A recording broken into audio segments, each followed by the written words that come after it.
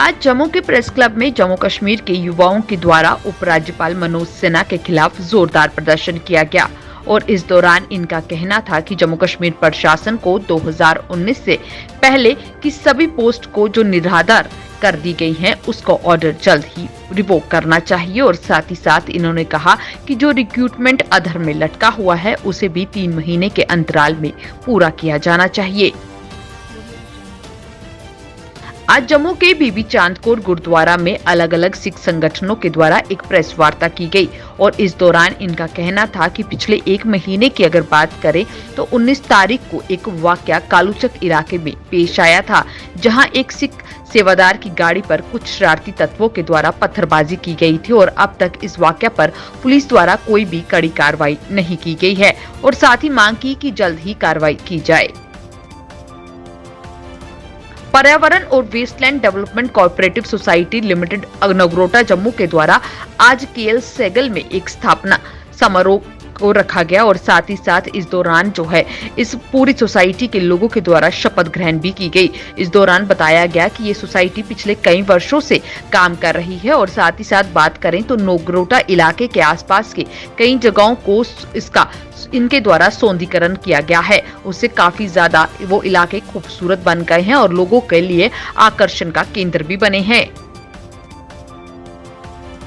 2 मंजिला मोहम्मद रमजान गनी पुत्र आब अहमद गनी निवासी मंत्री गांव पजलोर बांदीपुरा का घर 12 फरवरी को तड़के आग की चपेट में आ गया था। स्थानीय निवासियों और पीड़ित के परिजनों के अनुसार भीषण आग में लाखों की संपत्ति नष्ट हो गई थी और इसके साथ साथ ही इस आग में पशुधन भी जल गए थे। इस बीच उन्होंने जिला प्रशासन से पीड़ित को तत्काल राहत प्रदान करने की अपील की थी, परंतु अगर बात करें तो अभी तक कोई भी राहत जो है वो प्रदान नहीं हो पाई है, जिसके चलते उन्होंने एक बार फिर गुहार लगाई है कि पीड़ित के परिवार को राहत प्रदान की जा सके।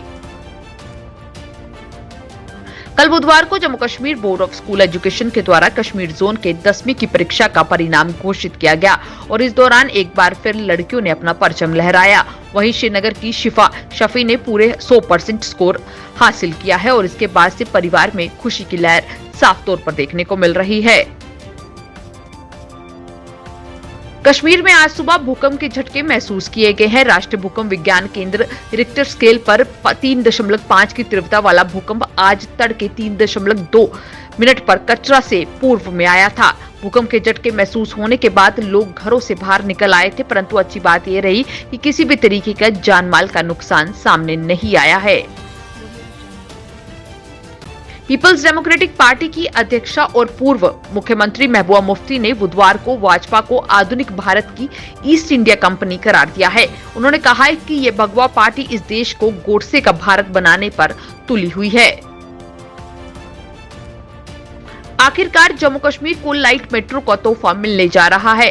दिल्ली में आज आवासीय और शहरी मामलों के मंत्री हरदीप सिंह पुरी के नेतृत्व में मेट्रो परियोजनाएं सार्वजनिक विशेष बोर्ड की अहम बैठक होगी, जिसमें श्रीनगर एवं जम्मू शहर में लाइट मेट्रो चलाने की मंजूरी प्रदान की जा सकती है। देश में बीते दिनों कोरोना से राहत मिलने के बाद एक बार फिर मृतकों की संख्या में बढ़ोतरी देखी जा रही है। लगातार 2 दिनों से संक्रमितों की संख्या भी 30,000 से अधिक आ रही है। स्वास्थ्य मंत्रालय द्वारा जारी गुरुवार के आंकड़ों के अनुसार बीते 24 घंटों में कोरोना के 30,755 नए मामले सामने आए हैं। केंद्रीय स्वास्थ्य सचिव ने राज्यों को उनकी सीमाओं और एयरपोर्ट पर भी कोविड प्रतिबंध में ढील देने की सलाह दी है, जिससे लोगों की आवाजाही हो सके और अर्थव्यवस्था को नुकसान न हो। साथ ही उन्होंने राज्यों को कोरोना के मामलों पर नजर रखने को भी कहा है।